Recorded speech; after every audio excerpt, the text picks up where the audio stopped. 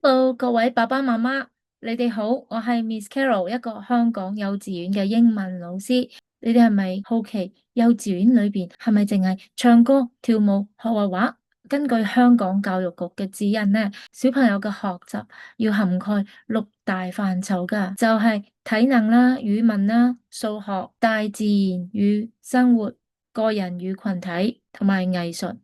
不過咁喎，小朋友學習呢6大範疇唔係分開學㗎。老師設計活動嘅時候呢，會將呢6個範疇盡量都用喺埋一齊，等小朋友有個全方位嘅學習經驗。上次我已經舉咗個例，就係整年糕喎。後來有喺另外一個課堂，我又整咗冰糖葫蘆。呢個活動呢，睇落好似淨係整零食，但係其實呢，就包含咗各個範疇㗎。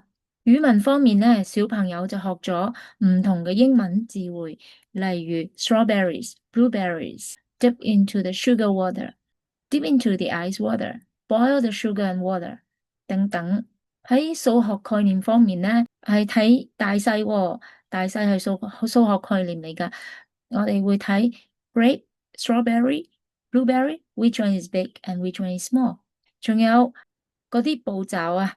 First, we put the fruit into the toothpick, then dip into the sugar water. Finally, dip into the ice water.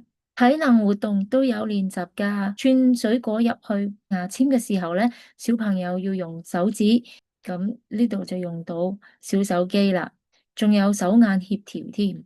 唔好以為好容易啊，對小朋友嚟講呢，唔簡單㗎，係要控制力度㗎。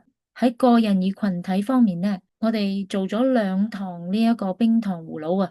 第一堂呢係 K2、K3，第二堂呢就係佢哋要協助比較細嘅小朋友 K1 同埋 N1 嘅小朋友做，佢哋捉住呢啲小同學嘅手指啊，將嗰啲水果串入去個牙籤裏邊，好講求協作㗎噃。所以話咧，幼稚園嘅課程唔係單一科目嚟㗎，係透過生活化、有趣嘅活動，俾小朋友有全面嘅經驗，等佢哋快樂咁樣成長。好啦，今次我就分享到呢度為止，我哋下次再見，拜拜。